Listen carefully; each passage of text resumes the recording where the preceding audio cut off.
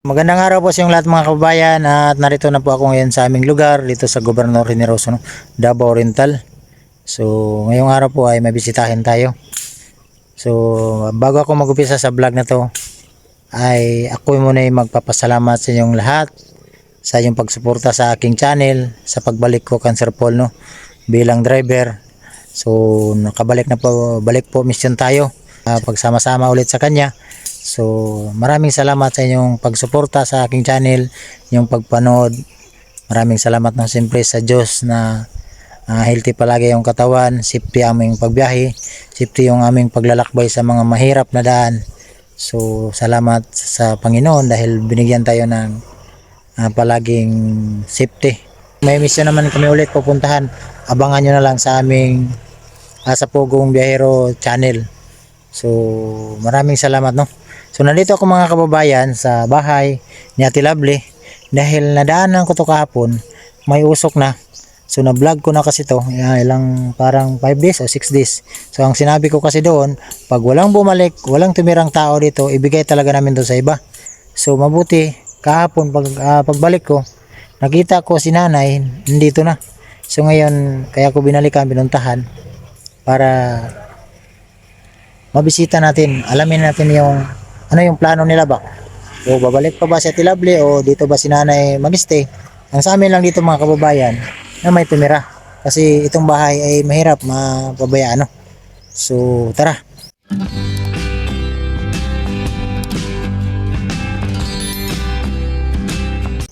So binigyan na tayo ng damit ni Sir Paul. Ayan, Pugong Biyahero. Thank you Sir Paul sa binigay mong damit sa amin. Thank you po. Kasi ako lang yung walang gamit na Pugong Biyahero. Bayan. Si nanay. Nay, may buntag nay. Uy, nagulat si nanay. Nagulat. Ay, panigbas na yan. Dili. Joke lang. Nay, kumusta nay? Amin sa ko nay. Kumusta nay? The Lord. Okay ra nay. Kumusta? Nang igunahan ni mo imong kan? Okay, tuan ka na. Nabagnot-bagnot na yung taon.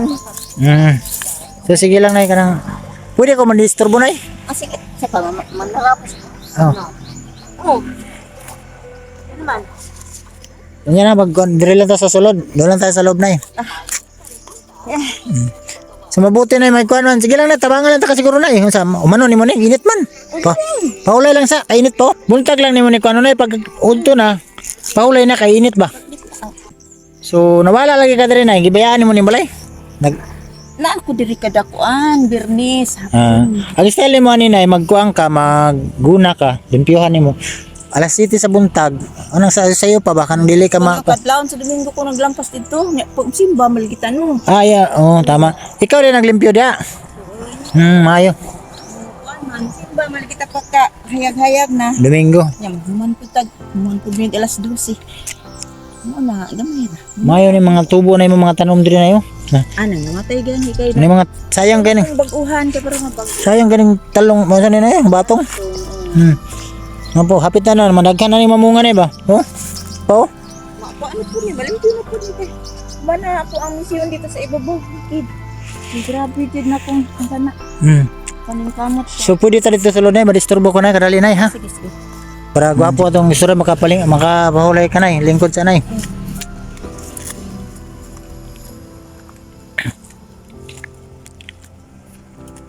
Ano may ginito? Kamurat mo eh. Asa man? Ano man? Murag dihan na siguro pala ka nawala. Nawala yung bulak dere? Ano kita mo gwapo na siya kayo? Wala. Amo tughain pud tayo. Basi lahi ang tagiya pag mutubo na. Bukan sila ba? Sige lang. Dali ra mo pag Sige lang nay kay kanang tao nangawat. Di ja pun tumutubo pa sila kay di man sila ha. Adi sila ka maogon saan pag atiman ato. Mo gani. Ang ila makakita sila gwapo ilang kwaon. Kanina yung gwapo kayo na yun. Kanina unsa gani tawag kanina? Kani ba? Panna ka ng hagikway. Mura na siya galubati. Makaon na nay. Na gusto ndi si. Siya may nanano man. Doon may tambal sa iyang hubag iyang mga tiil ba, mahupong. Siya. So dito ta sa lunay, palihog ko isturbo sa kunay. Imong radyo nay. Ha? Imong radyo. Mana nako abrihi kay. So, yun na po mga kababayan. Nandito na po ako sa loob, sa bahay ni nanay. Dito sa bahay ni Ate Lovely. So, nay, kumusta nay? May man. May yung taon. Pero sa Ginoo. Nalang ko may pangutana nay. Nga ni Magod, nabisita na ko ng balay. Wala ka dire. Wala na ko'y tao. Mato na nabala ka po mi ba? Nasayangan mi sa balay. Na itagalog na lang nato na kay daghan magud mga viewers na Sige. so na ano kami sa bahay na dahil sayang tapos hindi matirahan kasi ang bahay na pag walang tumira masira talaga, alam mo yan kasi may edad ka naman sa akin, di ba? Tapos yun ang tinitingnan namin. Siyempre alam ko na alam mo yun na tungkol sa buhay ni Ate Lovely, kaya sa binahayan para okay yung pagtira, pagtulog sa gabi kasi may anak, nandyan kayo, nandyan si mama niya. Ang problema lang talaga na si Ate Lovely na hindi bumalik, iniwan tong bahay, tapos hindi na bumalik. Ngayon na yan, sa amin lang sana masagot mo ako sa desisyon namin nagbigay nito. Ang sa amin, kung hindi nyo tirahan tong bahay, ay mapilitan talaga kami pamigay sa iba kasi kahit ikaw na alam mo na mayroon talaga tayong mga kababayan dito sa Gubjen, lalo sa Oriental, na mas gustong tumira sa mga ganitong bahay na safety, hindi mabasa, pagtulog sa gabi ay safety ba? Yan ang sa amin. Ano ang plano mo na dito talaga kayo tumira o iwan niyo talaga tong bahay? Hindi ko man ito iniwan. Nagsikap lang ako para sa yung may mga apo na ako kay Lovely, 2.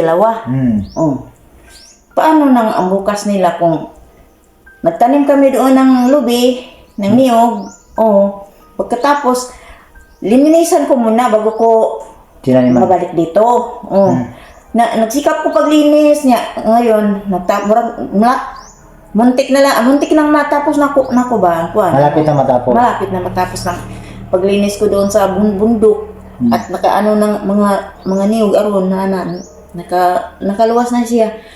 Nya maginahinay na pud ko puli diri. So, ang ibig mong sabihin ay nung time na palagi ko itong nadaanan na walang tumira, nandun ka sa bundok. Nagsikap ako doon. Nagtanim. 4 na bulan kami nagtanim ng niyog. Upat ba to? Upat kasi mana. 4 kasi mana. Pagkahuman na bagnot man to gate taniman. Inilinisan ko muna. Malapit na gid mahuman ba? Malapit na matapos. Kay ako lapit akong bahay. Paano ako? Yun yung sa amin ay sa amin hindi naman kami kuhan baga. Kasi nakita ko ilang araw, ilang month na nakita ko tong bahay, wala nang kahit usok, wala akong makita. Siyempre pag walang usok yung bahay, walang tao. Nagtanim pa kami ng tapos nakita ko sa kilid. Bagnot. Marami ng mga damo-damo. So iniisip ko, baka wala nang tumira. Dito na ako sa bukid doon. May karon kay manahapin naman tong human. Kaya pala sa mga kababayan nang wala si nanay dito. Kasi yun nga, sabi ko dun sa vlog ko na ano ko tayo sa si nanay? May anak siya na nakakaangat sa buhay. Yung anak niya, nakapatid ng mama ni Ate Lovely. Parang binigyan siya ng kabubuhayan ba? Binigyan ng... Pero kaya mo pa mag-umanay. Kaya ko kasi may gamot akong giinom. Pero hindi naman bundok masyado. Sakit ko ay akong tiil sa una, hubag ni nga na ay naman. Sige, exercise. Sige, guna dito niya medyo nabalik akong kabti. Exercise kasi na Sige, paggawa sa singot ba na to? Sige. Ilan na yung... Mag-17 na ko karong Marso. 70? Paano kung hindi ko linisan yung bundok na yun? Sino maglinis? Sino? Wala. So at least wala talaga. Basta bukasan nila. Ang inisip ni nanay, kasi may anak si Ate Lovely na dalawa. Yung apo niya daw yung dalawa. Dalawang apo ko at kasi kulang ng paminsa ra katong mga bata kulang niya. Katong mga apo ko, paano yun? 2 lalaki. Tama, mabuti ka pa na yun, nakaisip ka na. Yung anak ko, yung nakaangat sa buhay, siya nagsabi. Kahit sinong magpapahawa sa imo dito sa bukid, di dito daw ko nung nakakokto, buwagan tong lubi dito kay kanang para daw sa kung mag-college na mga apo, katong mga lalaki nga bata nila, bali kung mag-college to, paano? Di na ko nun may magsigig pangayo. Kay naano may lubi kakuhaan daw itong mag-eskwela to. Nya ngayon hindi pa man yun nagbunga. Lilinisan ko muna, may bubalik na ko dito. Hinahinayin ko na patog hakot akong manok. So sa amin kasi dito na marami kasi tayong mga viewers na subaybay sa kwento ng buhay na Ate Lovely. Ang tanong nila, Naawa ko kay Lovely ang tanong nila ngayon ay, kumusta na kaya si Ate Lovely? O babalik pa ba dito sa bahay na to? Atong Disyembre lagi 20, Disyembre 20 masaad ato. Nag-chat siya kay Diling sa yang iyaan nga tita. Yung kuan ba yung lalaki yung nagrundi, nag-chat siya kay Diling nga tita. Naana sila paingon diha tita. Gitagaan daw dismil sa namay ba nato sa DC. Gitagaan daw dismil. Ipapano nga hindi pa sila nakarating dito, naubos na ilang pira. Kay kusog to mga ako. Okay lang yan kumain. Gusto ba Pero, kumain yun? pila? 10,000 binigay sa kanila? 10,000 daw nga. Ilan sila nagbiyahe papunta dito? Si Lovely. Di, gani sila masakay. Aeroplano no, kay mahal kaayo. Niya, ang katong duha ka bata, litihan ng sabto. Di, so, nahurot man daw ilang kwarta, di balik na po sila. Pero sa una, ning balik ba ito sa una, no? Nagtagaan daw sila gismil sa iyang bana niya. Nibalik na po dito na, tagaan po siya 14,000 niya. Matong nang lahos na sila diri. Dili ka balo magtipid. Basta makaon. So, ang desisyon ni Ate Lovely, bumalik na sila dito. Oo, kadong, dato sila diri. Ang mama ni Ate Lovely na dumating na doon, nakita niya na si Ate Lovely, nakita na sila doon. Oo. Yung pumunta siya doon kasi nag-chat si Lovely nga, tita, nagbitok daw yung bulati yung bata daw niya, katong ikapangalawa. Di, pagka punta na yun siya doon, mapaktas ito ba? Suko nito kay, gusto ko niya palunon, kung di na ako maglundis, kay, saan ko pagbayad niya, amang ta sa bukid, doon ko pangita. Mo itong lakaw ra siya. Nga, naabot siya dito mga ano mo siguro kaadlaw. Manhanyo man na sa mga checkpoint, manhanyo man na siya. Nga, labi bati nga, Lovely ang pangalan. So, sakay ni Bunggo tagaan pa sa 3,000, Bunggo. Ang sabi ni nanay mga kababayan, ang plano daw nila Ate Lovely, yung anak niya at saka si mama niya, ay binigyan nila sana yun ng 10,000 kaso lang hindi nakabalik. Papunta dito, bumalik kasi naubos yung pera nila. Naubos ang pera. So, balik na naman. sa amin lang ganito na yan. Sa amin walang problema kung anong sa plano nila. Ang sa amin lang, may tumira talaga dito sa bahay. Yun lang sa amin. Malagaan tong bahay, malinisan. Tapos, ito mo makita ang pirmi kay nang nag-abot na ko na ako gipanggala nga mga gulay. Mag-lockdown na naman ko gulay, manuri ko mga gulay-gulay. Maligya ka gulay ka sa uma? Maligya ko, Ikan sa uma. Manang di, tagsa rin mo kitaan nga na itaw diri. Busy akong panahon po. So, yun mga kababayan, na maliwanag na hindi na yung nanay na tirahan lang dahil doon nga siya sa uma niya. Akala ko kasi, doon na sa uma niya na tumira. Wala ako'y bahay doon. Ano lang. Payag-payag lang. Yung ano lang, yung may atop. Pagkatapos, sako. Walang dingding yun ha, walang dingding. Yung may ano lang, dyan, may isalugan lang diha, dito ko matulog sa kanang mura para akong lampinig, nagbitay doon sa tulog lang ko dito, basta kay ang akong tuyo nga, malimpihan lang nga mong gitanom, para sa kinabukan sa duha ka bata. Kaluoy sa duha ka bata nga puro sa bato sila way buot in town. Kasi may buot na Sinisig sila di. Kulang ng buot nila. Sisay nang ani ha na ako man din na kuan sila kana. Ako silang napansin ko ba. Pag may pira sila, yung mag-wild na sila blino. Hala maka-wild paghuman anak. Mingon niyang mama. Sa dilang nanak kay pagkadawat nato atong pira, gumagala tayo. Pagkadawat nila mga 2,000, muli tayo na asad sila pa doon. Wala ikaw maon. Kaya kung kita makadawat ang gamay kwarta, ito may ganang gamiton. Sila kay ilang isuroy. Suroy nila na. Luwa dyan, mga, hoy, na. Sus, Ginoo. Ang saon na lang ng nanay, duha kabuk bata. May ganing akong anak na isa, kaya naglantaw sila kung sa tomorrow ba sa mga bata. Na kung mag-college na ng mga bata, nagbunga na ang niyong ang tinanong namo. Dito na lang sila magkuhan. Yan ay hinay o kuy-kuy.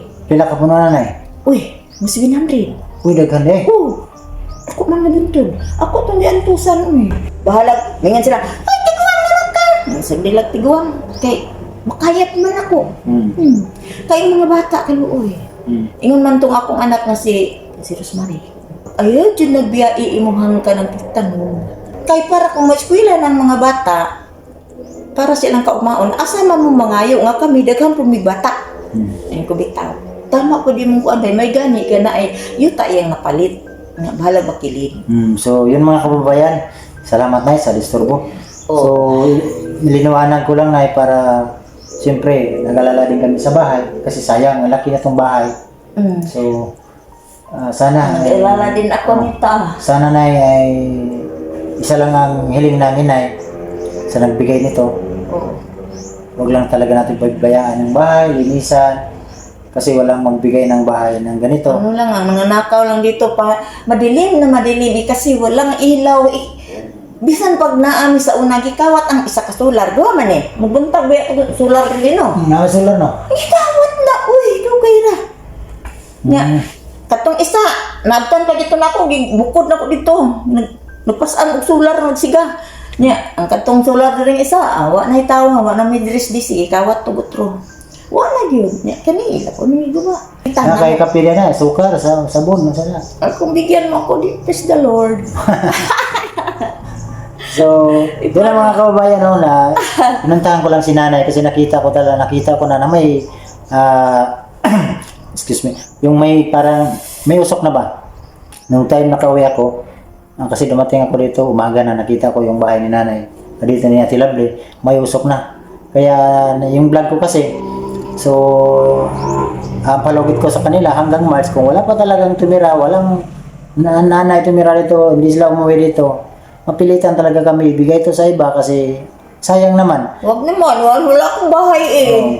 Marami tayong mga kababayan na yun nga nakita nyo doon sa vlog ni Sir Paul na yung bahay nila ay kubo-kubo lang. Time na umuulan, dahan sa lubi lang yung atip ko doon sa bukid. Para lang malinisan ko yung niyog doon. So time nakita niyo doon mga kababayan sa vlog na ni Sir Paul, yung nasaksihan talaga namin ang mga bahay. Kawawa. Ang dingding nila sako. Tapos time na malakas ang hangin, may kubo-kubo sila para taguhan. So ito binigyan sila. Tapos mapabayaan lang. So yan ang inisip ko, bakit marami kasi kami meron talaga kasi mga kababayan natin ba na nakatira doon sa mga kakilid ng sapa, sa kabundukan, na may mga bata pa. So bakit hindi natin ibigay sa kanila? So yun ang decision ko, 5 March. Mawa naman kayo sa akin. Pag hindi pa talaga sila bumalik, mapilitan talaga kami ibigay. Mabuti ngayon ay, yun nga, sabi ni nanay, ay kaya naiwan tong ilang buwan, ilang days. So doon sa umanya. At least nag-apologize naman si nanay. Binigyan naman tayo niya ng nakikiusap naman sa atin. So walang rason na ibigay natin sa iba kasi si nanay ay sayang din, kawawa din na walang matirahan. Akong bahay. Pagpunta dito nila kay mingaon biya na sila sa kuha. Hindi na po sila karsada. Karsada na po sila minda. So, salamat na ya. So, bigyan kita na ng kuhan, pangbili mo ng asukal na. Salamat po. Ito na Salamat pangbili po. mo ng asukal, sabon, kape. Thank you, Lord. So, galing po yan sa akin na ya. So, kahit paano, kahit maliit na bagay na yan, sana makatulong ha. Kapag bili lang na. Tulong mo to sa akin. Para asukar. Asukal, kape. Wala namang naghahanap buhay sa akin. Bigas na, may bigas ka pa doon. Kunti kayo. Sige lang na, baka mabigyan kita. Kung sakali mo makadaan ako doon, iwan ko lang doon sa tindahan na yun. Asan tindahan? Yun sa Purok City ba yun? Doon kayo magdaan? Brooks.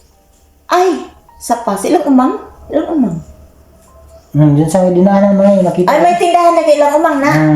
Kanang tindahan nga ako ianan. O, iiwan ko lang bigas mo Iwan doon. mo lang doon. O, kahit wala namang kamera na, pwede naman ako magbigay, no? Ay, ipaalam mo naman. Sige lang, wala problema. Thank you. Oh. Wala naman naghanap buhay sa akin. Noon, binigyan ko. Pero ngayon, ambot. Hindi naman.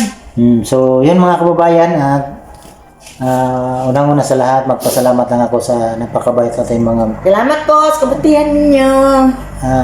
sa ating mga napakabait na mga sponsor. Maraming salamat lalo na kang Ate Yeng. Thank you po Ate Yeng sa walang sawang pagtulong mo sa akin. Siyempre kang Tita Virginisa, Ate Virginisa, maraming salamat.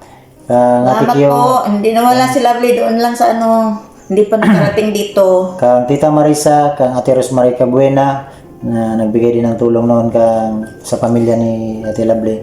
Thank you sa inyong lahat. Siyempre kang Tita Igorota, lahat ng mga sponsor, maraming salamat. At siyempre inulit ko sa ating mga viewers na muling subaybay, nagsuporta sa akin. Maraming salamat. No? Tapos puso po akong nagpapasalamat sa inyo kasi alam niyo naman ang pagbablog na pag may views, makikitain. So sana po suportahan niyo ang aking channel kahit pa paano makatulong tayo sa ating mga kababayan. Although sa aming pagsama kan Sir Paul behind the scene, pero pag kunting makaangat-angat tayo, hanapan natin ang paraan para makabigay tayo, no? Sir, your blessing, yun man ang gusto ng Panginoon. Bawat isa sa atin, yung nakakaangat sa buhay. Sana masuportahan niyo ang aking channel. Paki-like, paki-share. Ang PB Team Nunoy. Muli po akong nagbabalik na sa Pugong Biyahero Team bilang driver ni Sir Paul. Ang pagpatuloy niya sa mission niya dito sa Mindanao.